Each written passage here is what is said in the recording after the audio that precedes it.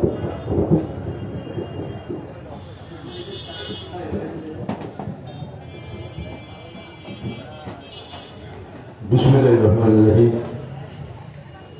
খান জাহান আলী থানা শ্রমিক দলের আজকে দ্বিবার্ষিক সম্মেলন।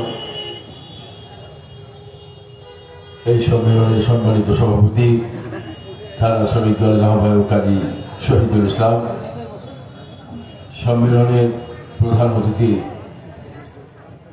খুলনা মহানগর বিএনপি সম্মানিত সভাপতি, বিএনপি জাতীয় নির্বাহী কমিটির অন্যতম সদস্য advocate S M Shafiqul Alam Mona, আমার আগের বক্তারা সবাই মঞ্চে যারা রয়েছিলেন সবার নাম বলেছেন। আমিও যদি সবার নাম বলি তাহলে কিন্তু আমার যে দুটি কথা বলার সুযোগ সেটি আর থাকে না। কেমন হয় বলবো কি, এই আছেন, ও আছেন, ও আছেন, যারা আছেন সবাই কিন্তু আপনারা চেনেন। তাহলে তাদেরকে আমরা প্রোগ্রাম সেখানে এত নাম আমার বলাতে হবে। আমাদের কি বলতে আমরা মনে করি যেখানে আমাদের সম্মেলন, আমাদের নেতারা উপস্থিত, সেখানে সবাইকে খুশি করার রাজনীতি যেহেতু আমি করি না, সেহেতু আমি মনে করি আমাদের নেতৃবৃন্দ উপস্থিত আছেন। আর শ্রমিক দলের সম্মেলন, শ্রমিক দলের মহানগরীর আহ্বায়ক এবং সদস্য সচিবের নাম বলতেই হয়, যেহেতু সম্মেলনের শ্রমিক দলের আহ্বায়ক মোহাম্মদ মুজিবুর রহমান, সদস্য সচিব শফিকুল ইসলাম শফি সহ আমাদের বিএনপি নেতৃবৃন্দ, ভাই ও বোনের আসসালামু আলাইকুম। আমার আগের বক্তারা আমি মন দিয়ে শুনছিলাম এবং আজকের অডিয়েন্স ভালো, মাইক ভালো, সবকিছু ভালো, আমার শরীর ভালো না। কারণ আমাকে গতকাল রাতে খুলনার একজন বড় ডক্টর মিজানুর রহমান সাহেব আমাকে সিটি মেডিকেলে অ্যাডমিশন দিতে বলেছেন, কিন্তু সকালবেলা একটি কর্মসূচিতে ছিলাম এবং জুম্মার নামাজ আদায়ের পরে একটা জানাজা শেষে আমার বাসায় এসে এই প্রোগ্রামে আমি যখন জানলাম যে মনোভাই পৌঁছে গেছে, আমি চিন্তা করছিলাম মনোভাই সম্মেলনটি শেষ করে আসুক, মানে শারীরিক অবস্থা ভালো নেই, কথা বলতেও অনেক কষ্ট হবে। তারপরও আপনারা বারবার আপনাদের মঞ্চ থেকে বারবার ফোন দেওয়া হচ্ছে এখানে আসার জন্য। আমি বেশি কথা বলতে পারবো না।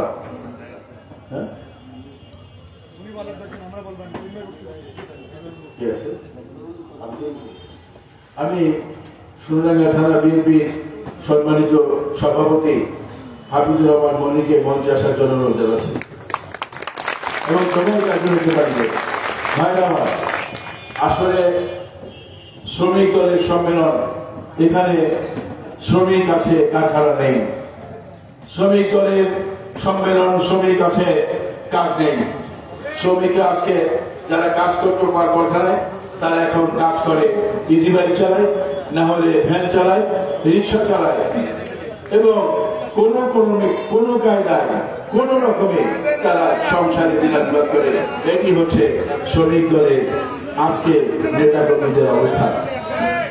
আমি শ্রমিক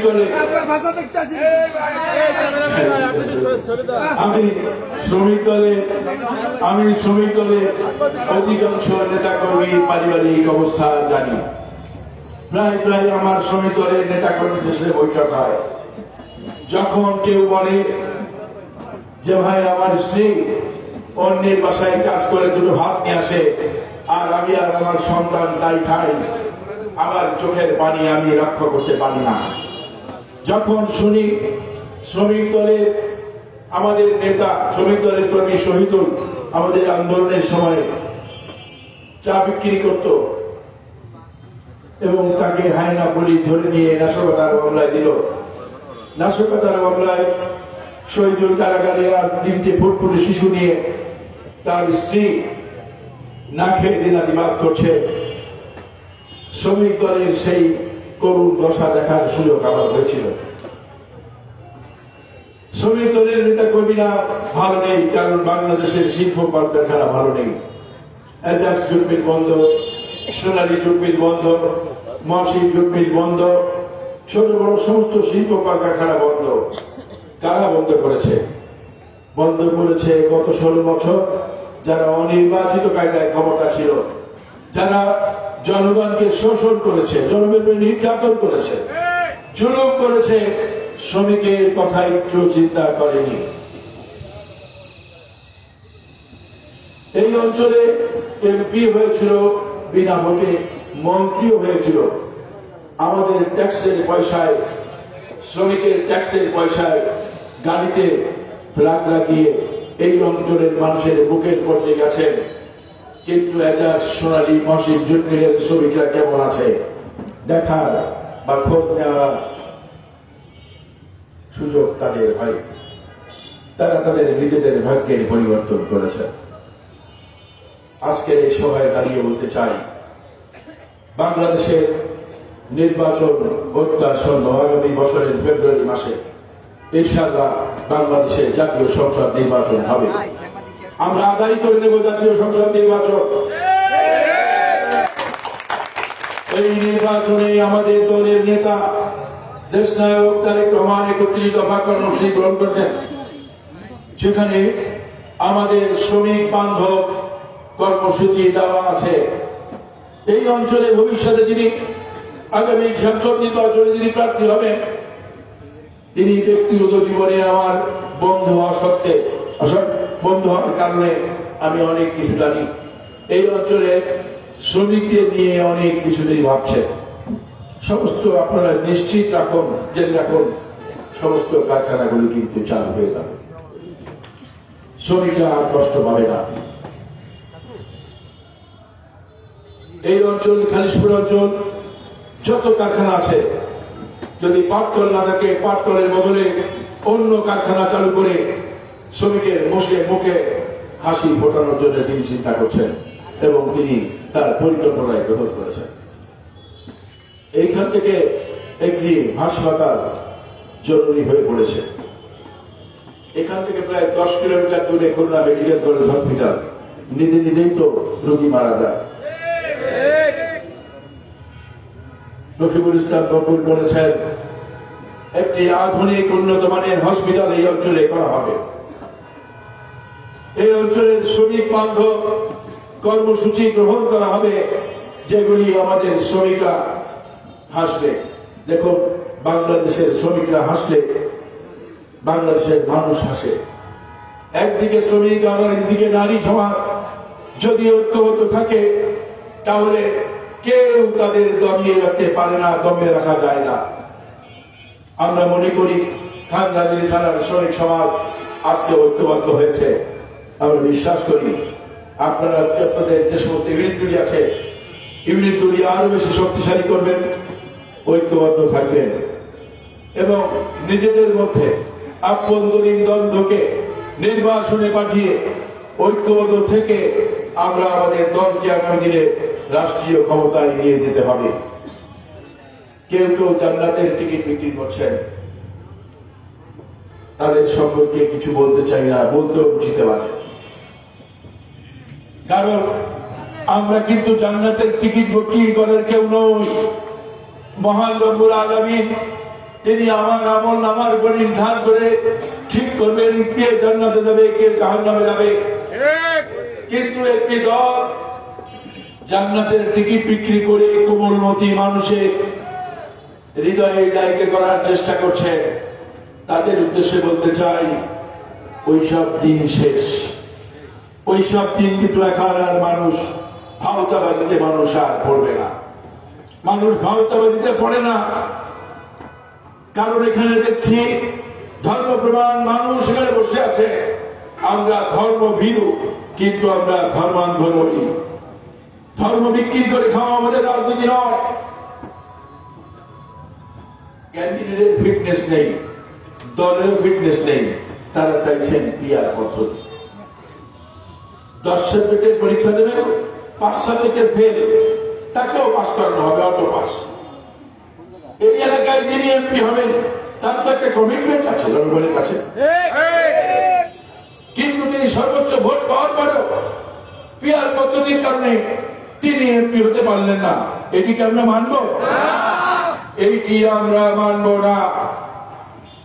কারণ জনগণের সরাসরি ভোটে আমরা নির্বাচিত হয়ে আমরা দেখাতে চাই জনগণ হচ্ছে সকল ক্ষমতার উৎস, জনগণ হচ্ছে ক্ষমতার মালিক, জনগণ হচ্ছে সম্পদ। আর সেই জনগণকে তোয়াক্কা করে একটি বিশেষ দল পিয়ার পদ্ধতি আবিষ্কার করলেন। গতকাল দেখলাম পিনাকি ভট্টাচার্যের একটি ফেসবুকে ছেড়েছেন, ইউটিউবে একটা জিনিস ছেড়েছেন দেখলাম। সেখানে তিনি বলছেন তাদের নেতা গোলাম আজম সাহেবের বইতে নাকি পিয়ার পদ্ধতি। এতদিন কিন্তু পিয়ার পদ্ধতি তারা বলেন নাই। 71-এর যাই হোক বাকিটুকু আর নাই বলি, সেই ব্যক্তির বইতে লেখা আছে পিয়ার পদ্ধতিতে নির্বাচন ব্যবস্থা। এই নির্বাচন ব্যবস্থাকে বিকৃত করবার জন্য সেই দলের আমি আজকে দেখলাম তিনি বলছেন নির্বাচন দরকার কিসে, বাংলাদেশের নির্বাচনের পরিবেশই নেই।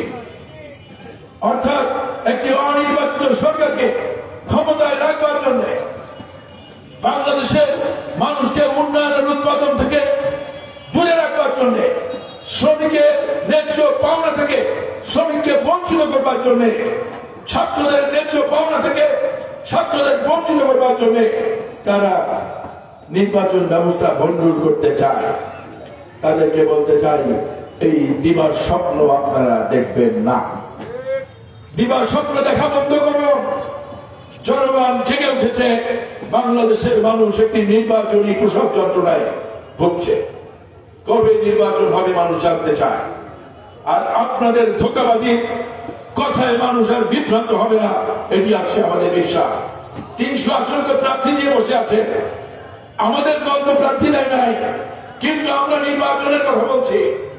আর আপনারা অনেক আগে 300 আসনে প্রার্থী দিয়ে এখন কখনো পিয়ার পদ্ধতি, কখনো নির্বাচন দিয়ে কি হবে, এই ধরনের ভণ্ডামি আর ধর্ম নিয়ে ব্যবসা আপনাদের বন্ধ করার জন্য আহ্বান জানাবো।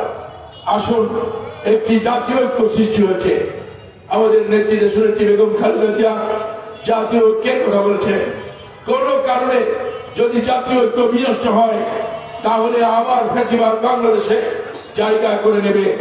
ফ্যাসিবাদকে কোন অবস্থাতেই, আওয়ামী লীগকে কোন অবস্থাতেই বাংলাদেশের বাড়িতে রাজনীতি করতে দেওয়া যাবে না।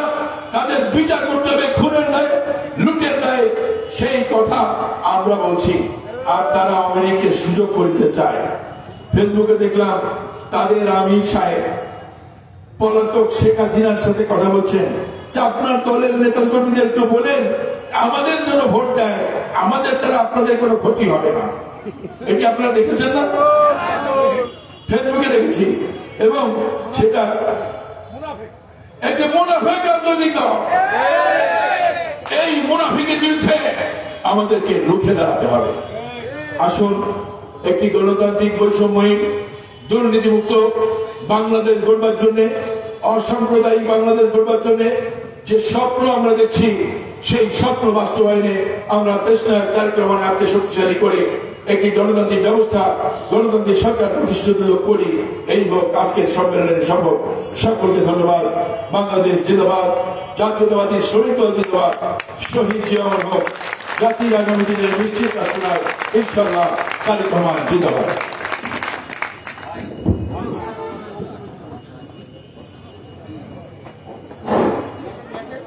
প্রিয় বন্ধুরা, আমার প্রিয় এলাকাবাসী, এ পর্যায়ে আপনাদের সামনে মূল্যবান বক্তব্য রাখবেন বাংলাদেশ জাতীয়তাবাদী দল